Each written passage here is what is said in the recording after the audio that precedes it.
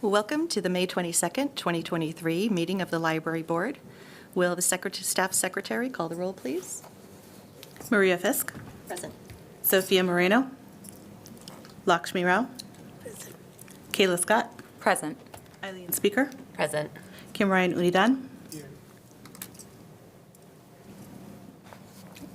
Thank you. Will Board Member Scott please lead us in the Pledge of Allegiance? I would love to. Everybody stand, please. Place your hand over your heart. I pledge allegiance to the flag of the United States of America and to the republic for which it stands, one nation, under God, indivisible, with liberty and justice for all. Thank you.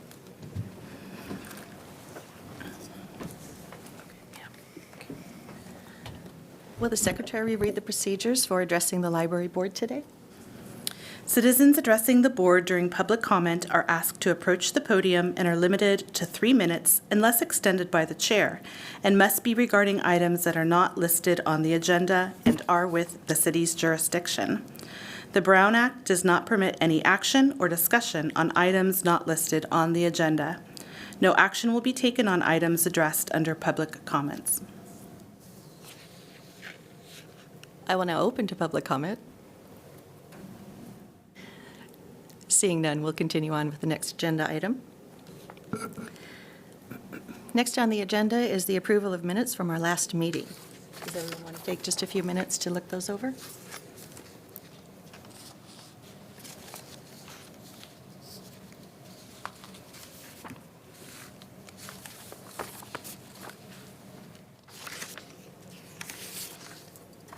And when ready, could I get a motion to approve? I move that we approve the minutes. I second. All in favor? Aye. Aye. Aye. Any opposed?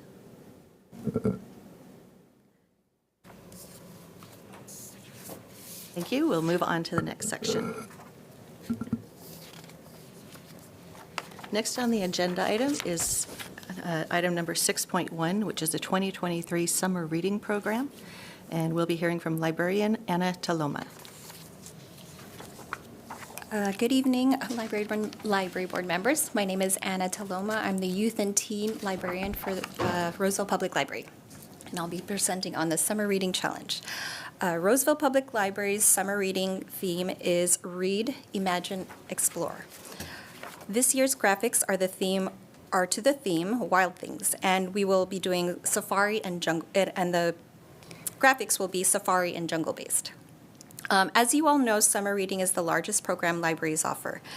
This program aims to promote the love of reading, provide high-quality summer programs, and to encourage lifelong learners and library users. Our goal is to increase the engagement and participation of children, teens, and adults in the public library's summer reading program. Summer slide or summer learning loss all describe the phenomenon that occur when students turn off their brains, this happens during the summer months. Research shows children lose up to 2 months of reading achievement over summer break. This learning loss is cumulative summer after summer. Our hope is to stop this significant loss by offering our summer reading program, by encouraging families to visit the library and to read together. And can I ask them to just keep this slide up because it went quite fast. So a little overview on the summer reading program. It will be offered for youth from birth to age 17 that support early literacy development and independent reading skills while celebrating the joy of reading for pleasure. Adults can mentor the love of reading, and so we encourage them to set an example by participating in the reading challenge as well. Participation is by picking up a paper reading log at any of the 3 library branches or by using Beanstack app starting June 1st. And the program will run until the 31st. And then a variety of programs. Can we go to the next slide, please? So we're offering a variety of free programs and events this year. Farm to You Petting Zoo, where children can interact and learn about farm animals. We'll have Top Class Magic Show, and it'll cultivate children's imagination and curiosity. We'll have Placer Ume Taiko Drums, which will deliver a wonderful cultural experience to our community. We'll have a puppet art theater, presentation on 3 Billy Goats Gruff. It'll encourage communication and behavioral, help with communication and behavioral. Nature's Critters, they will provide another opportunity for animals, which is bugs and reptiles. We'll also have tween programs, and this one is for teen and tweens. Tweens are between the ages of 9 and 12. It's a crafternoon, and we'll make paper circuits, we'll make duct tape wristlets, and a DIY board game. Other wonderful programs we'll offer that are for free is a coding program. We'll have a stuffed animal sleepover, a Create, which is a monthly craft program. We'll have a monthly branch scavenger hunt. And in addition to all of that, we'll continue our many story times. So lots of programs this summer. Can we go to the next slide, please? So for prizes, while reading in of itself is it's already a prize, we love to encourage reluctant and avid readers with incentives. So for prizes, once they've completed 10 hours of reading, they can pick up their prize starting, which is redeemable starting July 1st. And for 0 to 12-year-olds, it'll be a free book. For teens, they'll receive a Friends of the Library book voucher and a candy bar. And adults will receive a free FOL book voucher as well. And there's lots of other opportunities to earn tickets towards grand prizes. For every additional hours read, every 10 additional hours read, all participants can earn tickets to go towards the grand prize. And for every activity they complete, such as going to the Utility Exploration Center, doing the story walk, attending a summer reading event, these are just a few examples, but there's any activity that they want to do this summer, they can use it to earn tickets to go towards the grand prize for their age group. Next slide, please. I just wanted to highlight some of our sponsors. So the summer reading program is truly made possible by the Friends of the Library. But we also receive donations from companies and organizations. These are a few that helped this year. Their active participation and contribution help make our summer reading challenge more dynamic. It's also a great way to build future partnerships and have companies and organizations be a part of something this large in the library. Next slide, please. And I just wanted to highlight just a few programs coming up in the fall. So we haven't even started summer, but we've already planned our fall programs. We will provide free, safe view glasses for the Eclipse program, for the Eclipse happening in October, and this is also going to happen in sometime next year. Little Learners is a fall STEM-based program for school-age children. We'll have Culture Without Borders, where we'll share different countries' cultures. It's also for school-age children, and we'll be featuring India and Latinx. We'll have Fiero Coding, a murder mystery party for teens, and they'll be doing a mix of kind of escape room and scavenger hunt at this program. We'll also have a monthly teen advisory board meeting, and it's a new leadership opportunity for teens. So they get to get involved in planning programs, helping with support of the collection development. And our adult programming librarian has also an amazing lineup for the fall. We'll have author series and safety series with Roseville Police Department. And that is mine. Thank you, Anna. I'll open it up to the board if there's any conversation or discussion. I have a question, sorry. For the Little Learners, how does that program going to work? Is it like taught by volunteers or is it just? So the curriculum itself is developed by a library staff member, and it's a volunteer who's trying to become a teacher is going to lead it. So she's in the curriculum of becoming a teacher. And I have one more question. Sure. For the Culture Without Borders, I remember asking at the last board meeting if you guys were going to have volunteers, because I have like a club at my school, the Latino Student Union, and you mentioned that you're going to feature Latinx. Mm-hmm. So I feel like my club could come in and help out as well. Absolutely. If we can exchange contact information, we would love to. Mm-hmm. All right, cool. Thank you. Sorry. I have 2 questions. So for all of these amazing programs and events, what are we doing in terms of marketing and outreach? We have it in our library newsletter. It's on our city website. It'll be in flyers sent out to branches. Sarah is our marketing person, but those are the few avenues that I know we're promoting it, and it's going to be sent to the different city departments. Okay. We And maybe also have a teacher email that's going out as well, directly to all the teachers in the Roseville School District, and of course, all of our social media posts throughout the summer. Okay. And then my next question would be, how else would those generous sponsors be involved or acknowledged? We are printing something at so for any program that we have, we'll have that, all of those sponsors on a poster board, and it'll be at every single event. Right on. And are the sponsors doing anything to help promote or share any of our posts to their stories, or perhaps have a flyer posted in their establishment? I can definitely ask. Can I borrow your pen, please? Thank you. I think that'd be a lot of fun. Yes. Mm-hmm. Thank you. Yes. Thank you for the suggestion as well. I have a question. Yes. So if I want to direct somebody who have a teenage kid, so do I direct them to city website or the library board website? Where should I direct them to look for all this information? We do have a specific page just for the summer reading challenge, so we can direct them to that. If you direct them to the library, it's fine. They'll eventually find the summer reading on there as well. So it's available Right now, everywhere? yes. Thank you. Thank you. I might have missed this. What was the grand prize for the summer reading challenge? I actually didn't share that.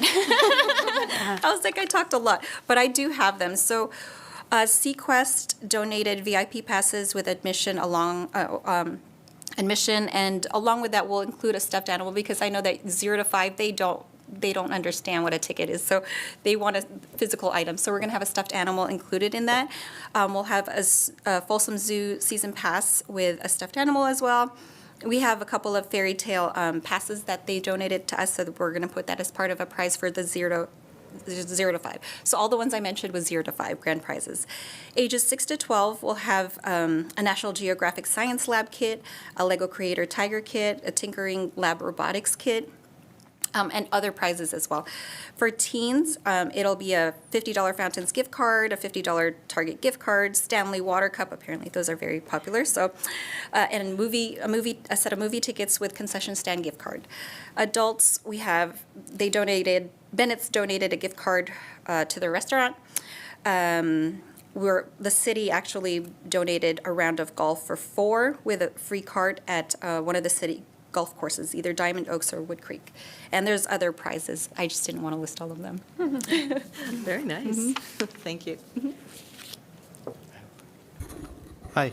I saw something about leadership development for the youth earlier. And what's the process, or how do our kids apply for that? Because I think it's a very good idea that we cultivate our young, so that, one of these years they will replace us here. So. So the Teen Advisory Board will open again in September once school starts. So it's a school year program. It'll open in September. They apply for the program, and then once they're accepted to the program, it's a year commitment. So every month we'll be meeting. They'll be planning programs. They'll be helping choose books on our magazines that we have. They'll have input on what they want to see at the library for teens, and more. So it depends what they want to see.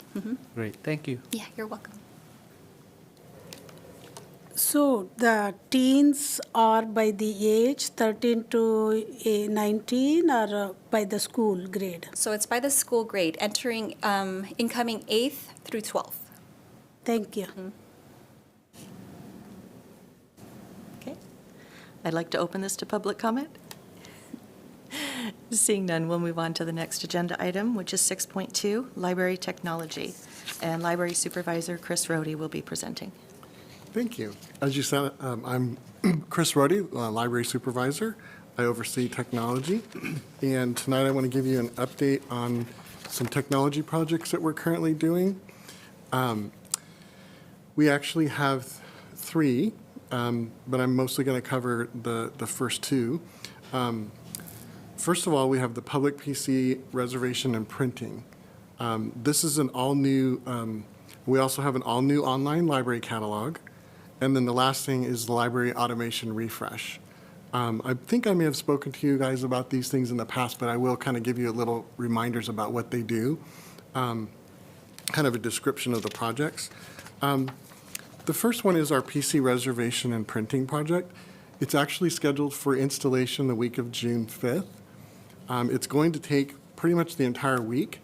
The new system will include upgraded public computer reservation system, point of sale system for the front desks, and self-service print release kiosk for the customers. We've been working on the back-end server, the configuration, and doing a lot of testing in the background to make sure that we can launch these things without a trouble, because we have vendor coming out from New Jersey. We want to streamline that launch. However, I will also say that each library's PC area will be unavailable for at least a day during that week, and it could potentially be longer if there's anything that affects the whole system. Whenever we've done this kind of thing in the past, it's usually just a day at each location. And let's see, the reservation system is going to allow us to set guidelines to encourage more equitable sharing of the computer time. We do have a system now, but it's not nearly as robust. There will also be patron-friendly features, such as improved auto extension capabilities, and I know that sounds like a lot of words, but basically it will give people more time and balance the load, not just here's your time, you need to be done, and then it's over. And it won't involve staff, so they won't have to come up to us and ask for time. We think that'll help people a lot, because there are those who've been unexpectedly cut off, like, for example, when they're in the middle of an online test, or they race up to the desk trying to get us to extend it. It also includes key features, such as a print review at the kiosk where they release the print jobs, which will help them to avoid printing unwanted pages. And then also the ability to pay right at the kiosk instead of going up to the front desk and waiting in line behind other people. And for the first time, they'll be able to submit their print jobs from anywhere that they have online access, whether it be a phone, laptop, home computer, whatever. And what we think will happen with this is that they're going to have a flexible and robust system. It'll improve their experience for the customers. It'll also save them money, and I think it'll reduce staff time and provide revenue, especially being able to submit print jobs from home. A lot of people don't have a color LaserJet printer at home. I don't. And I think people who, even if they have a computer at home, they may not have that capability. So we think there'll be a chance there for them. The second thing that I wanted to mention, project, is our library online catalog. You may have heard us refer to it in the past as Aspen, but that's a brand, and we don't think that'll make any sense to customers. So from here out, we're going to refer to it simply as a new online catalog. And once you see it, you'll understand why it's completely different from what we've had in the past. We're really excited to announce that the go live for that is June 26th. We've been working on it for about 3 months to do setup and configuration, connect it to other systems, and bring this next generation of online catalog to the customers.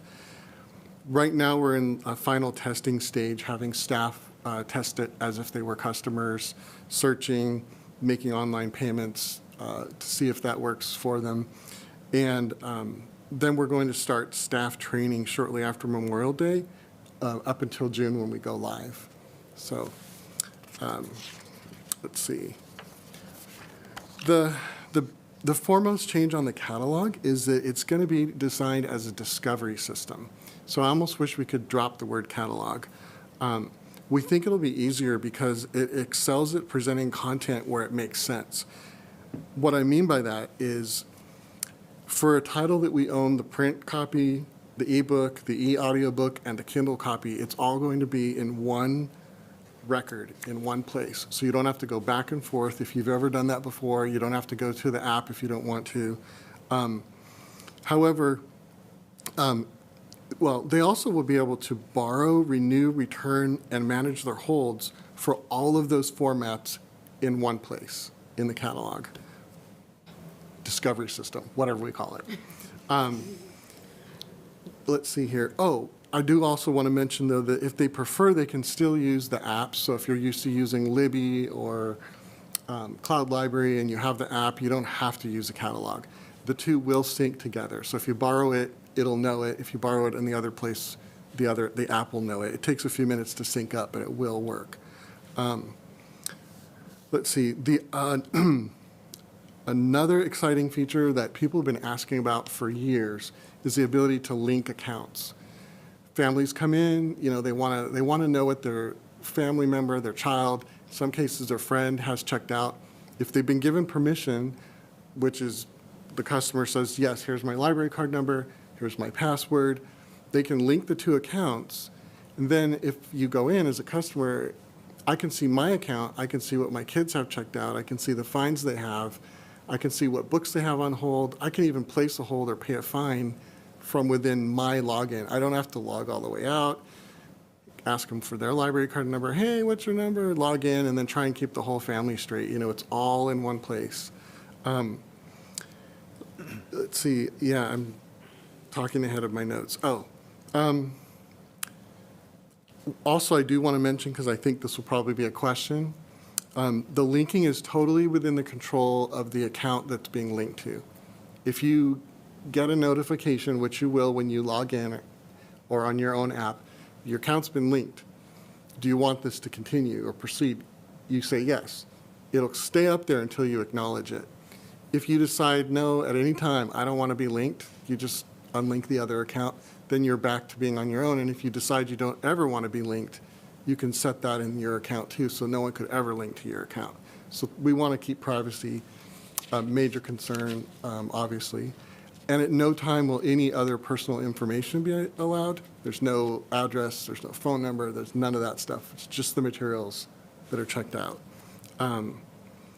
Let's see, and I did mention online fine payment using a credit card. So, if anybody, people pay online all the time now. So this is a vendor system. It's all secure and linked via secure protocol. Obviously, I'm excited about that one. The last one I just want to mention is the library automation project. We've called it AMH RFID, and I know it's a lot of jargon, so we just call it library automation. Self-checks, book returns, the automated checking in and sorting of materials. As you know, the system is like 10 years old, and it's literally falling apart. That project is still in the request for proposal stage. So I cannot discuss any vendors or any submissions that we've had, but I will tell you that we're currently evaluating those proposals.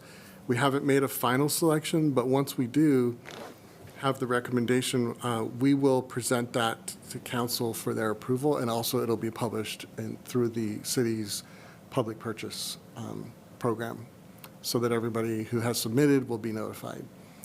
And that's all I have. Thank you, Chris.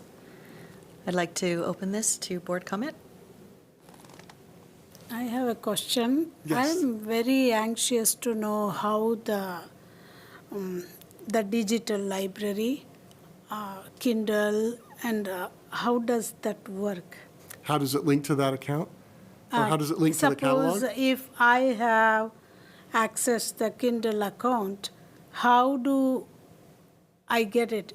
Do you give password and all so that I can download it to my Kindle? How does it work? Like usually I have a Kindle account, I read it through my phone also many times, and then through Kindle. So from the library, you may have one account, so how will I get that access? That's what I'm asking. Oh, yes. Well, if you go on the library website, we do have a section there for our online resources. And of course, we can also help, and we have many times helped customers like by phone or in person. You can download an app. If you have a Kindle, it's a little different process. If you're using it on your phone with the Kindle app, then it's much easier. If you're using Libby, or if you're using Cloud Library, they also have apps, and you can download it, and, set up an account with your library card number. You create an account. Once you have an account, you literally pick up your phone and search and check out a book, and it's delivered wirelessly to your phone. And then it also syncs, so if you're reading it on your phone and you're reading it on your computer, or you're listening to it on a different device, they stay synced, so that if you go back, you can listen at home while you're doing, housework, housekeeping, whatever, and then you can get in your car with your phone and you can continue listening. I keep saying listening because I really like the audiobooks. But yeah, that's how I happen to use it. So it will have a period, like you get for 1 month? Oh, Or just like library books? Yeah, it's just like a library book. And then after that, it expires? yes, it expires. You can, and then if it's not on hold, you could check it right out again if you want to. You can also return them early if you care to. Some of them have Wait lists. limited copies, and some of them have wait lists, yes. And that is one thing which I will just backtrack just a little bit.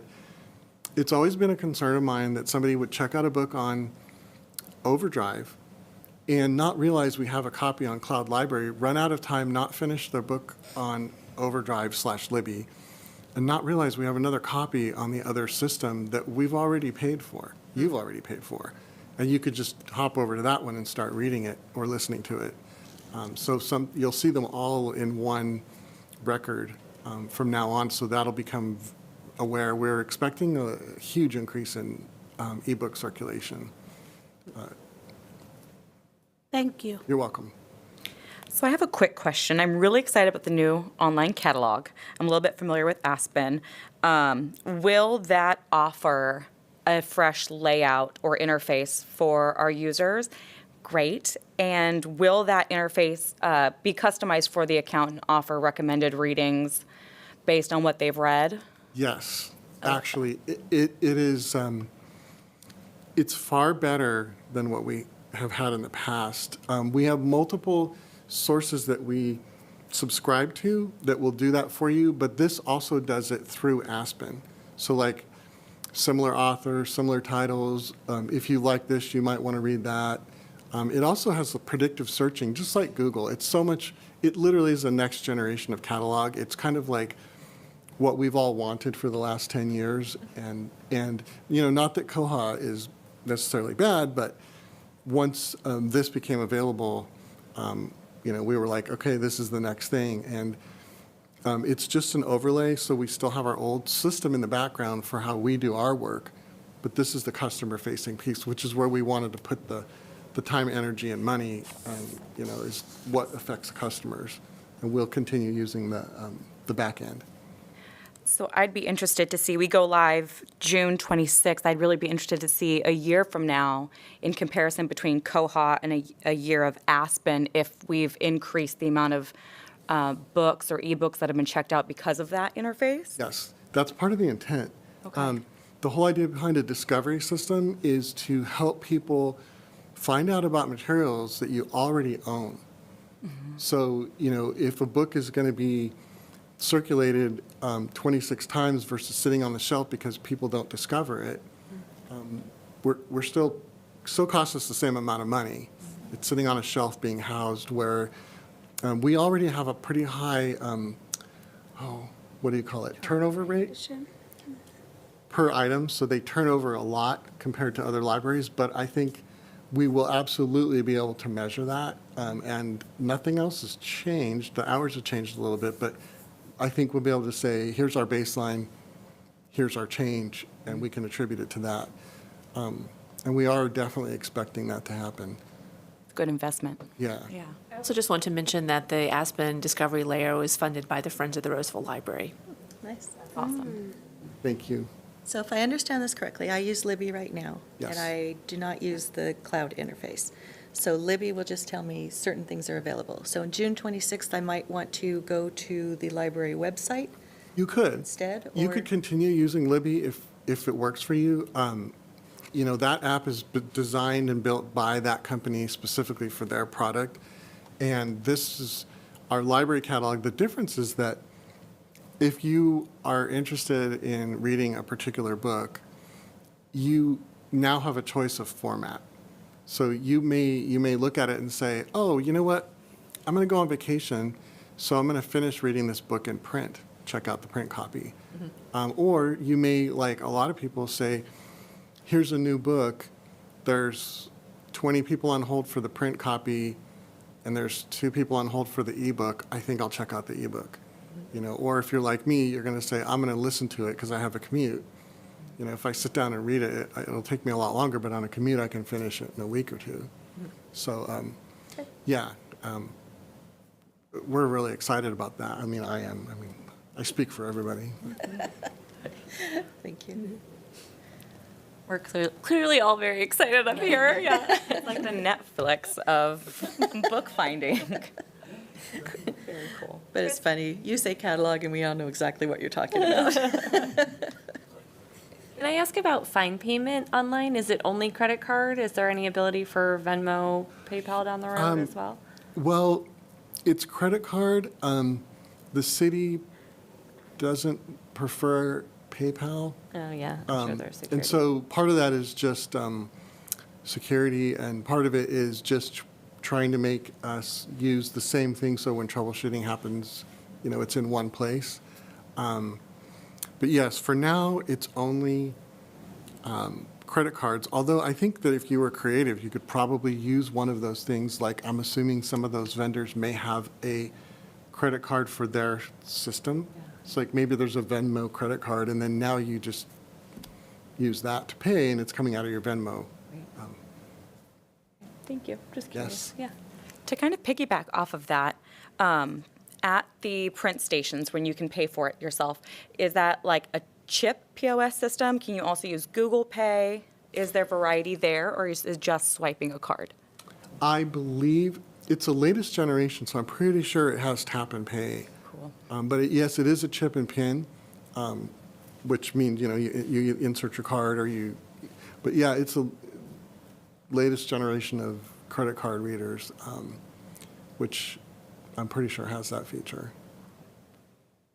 Thank you. Thanks. I'll now open it up to public comment. Seeing none, we'll move on to the next agenda item. 6.3, we have Libraries and Culture Report from City Librarian Natasha Martin. So just a few things to cover this evening for May. I just wanted to give an update on the Riley Library Mural because you all had been invited to that in April at a tentative installation reception.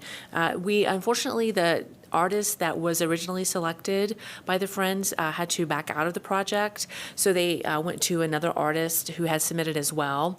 Working with that new artist, they're working on a completion date end of August or early September. So that is the reason for the delay of that project. So once we have more information about that artist timeline, we will send out an updated invitation to the reception. And again, that would align perfectly with the Friends' 50th anniversary, which is in September of this year. I want to give you guys a quick update on the statistics for this fiscal year so far. We've had over 294,000 people attending our 3 libraries this fiscal year, so that's July through April. That's an increase of 24% since this time last year. So I was really shocked when I saw that increase, but I think we're all feeling it. Our materials borrowed so far this year is $1,600,000, and that's up 10% since last year.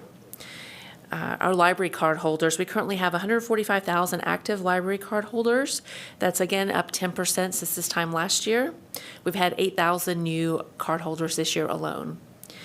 And then finally, our program attendance. So far this fiscal year has been 34,400, and that is up 226% since this time last year. So that was, yeah, we're noticing that as well. So I think this lady has something to do with that, sitting next to me. So we're really pleased with those numbers and figures. Of course, that's part of our strategic master plan, action plan to increase programming. We've added more hours at the libraries. We're already seeing some benefits of that clearly with the attendance.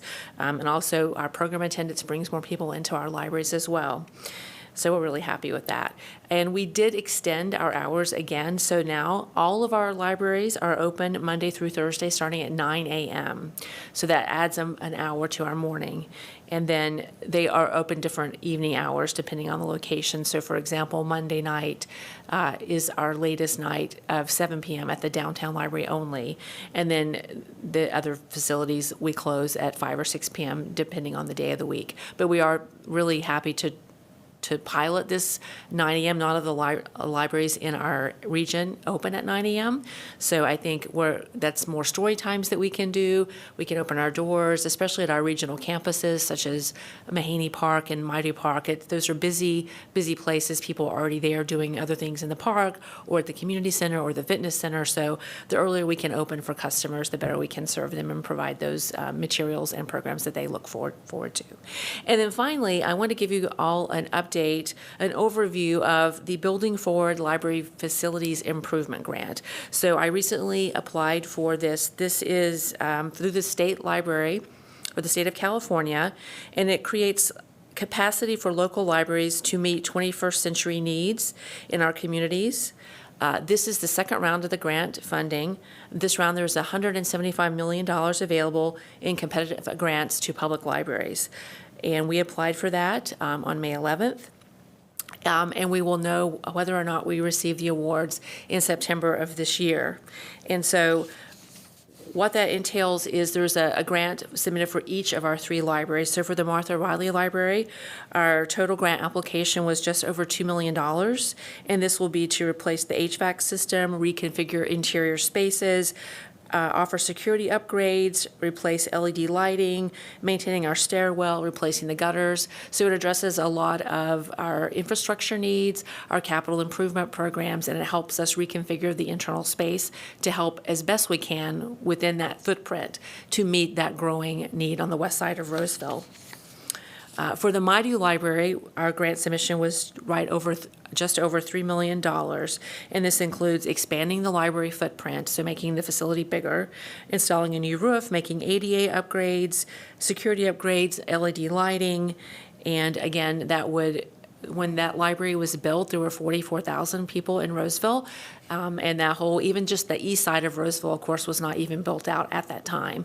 And so being able to offer more programming space, more room for our materials, we don't have any room, we don't have a large space to conduct programs, and being able to expand that facility toward the community center as much as possible. So that's included in that grant.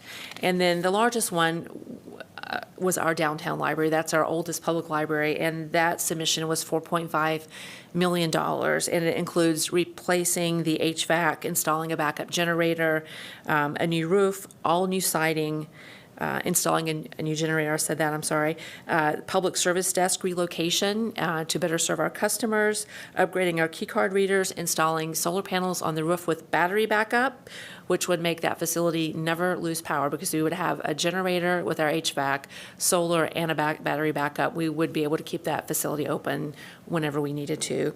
Replacing all the windows and doors, ADA upgrades, and all those items. So lots of critical maintenance needs, lots of capital improvement needs, energy efficiency upgrades. All those are part of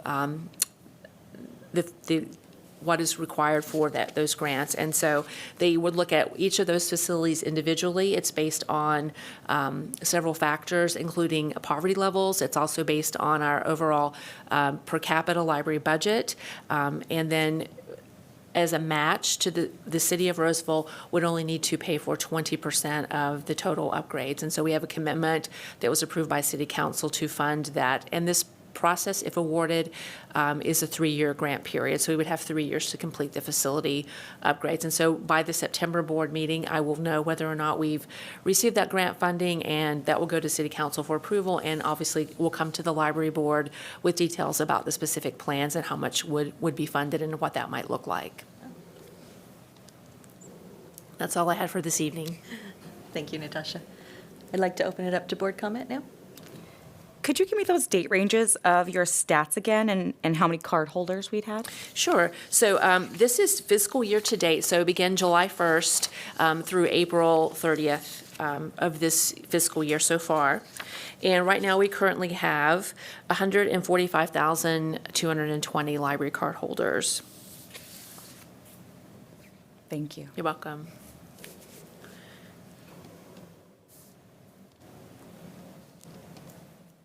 Anyone else? I'd like to open this for public comment. Seeing none, we'll continue on to the next agenda item. I was going to say something. What's that? I was going to say. Madam Chair, can I? First of all, congratulations on the uptick of the traffic in our community libraries. And in good timing, the catalog also is being improved, and it's helping. It's gonna help how we're gonna cater more to our community, especially if the catalog and the future what you call the Aspen? No, sorry. Anyways, it can also. You said it can. Check metrics on how people use our different services, and therefore we can specialize how we can provide services to our people. So I just want to say congratulations to all of you, and I hope you're well staffed, because everybody's short staffed right now. Well, we're in the process of, we're onboarding a new full-time library assistant, and so this is the first time in years that we've had all of our full-time staff vacancies filled. So knock on wood, no one's sending me a letter that they're retiring while I'm at this meeting, but we will have a full staff for the first time in years. So, yeah. Good. Great. Thank you. Welcome. Thanks. Okay. Moving on to the next topic is just board member, commissioner, and staff reports. And this is just if anyone on the board had any topics they'd like to bring up that didn't make it onto the agenda, or any staff updates. I have one. I have a question. Who in here is a member of the Friends of Library? Okay. May I propose that for next month, all of us are members? Yes, you can propose that. We'll see you on our next meeting. I think it has different levels. The lowest one, I think, is just $15 a year. So, but it's up to you if you're more generous. But I hope that all of us will be members of Friends of Library, so that it shows that we are really serious in helping our libraries. That's it. Yeah, can I ask a question about their 50th anniversary? Is there programming scheduled around that? I mean, I know Tequila Mockingbird's in September. Are they, I know we're not the Friends. I know there's a difference here, but just, are there ways that we can support them in the work that they're doing? That's an exciting milestone. I know that they have an endowed fund, perhaps encouraging gifts in honor of that birthday. Yes, I think they've been working on some ideas. They had the Potterverse event in April, and then they are funding the mural, so they kind of wanted to tie that in with their anniversary. Their annual meeting will be coming up in July, so we'll be inviting the library board to attend that as well. We are advertising different, like, kind of key things that they have done over the 50 years on all of our library TV advertising, and there will be a resolution at City Council honoring them in September. And I think at the next board meeting in June, they're going to be talking about more events, more social media posts, membership drives, things of that nature to highlight their 50th anniversary. Thank you.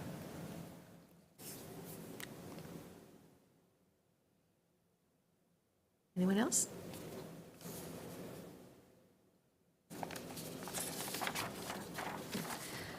Do we have a motion to adjourn? Let's ask if staff has any updates for the board first. Staff have any updates for the board? Seeing none, I believe we've completed our agenda. Does anyone have, would anyone like to make a motion to adjourn? I move to adjourn. I second. Sorry. All in favor? Aye. Any opposed? All right. This concludes our meeting. We're adjourned at 6:45 PM. Thank you, everyone.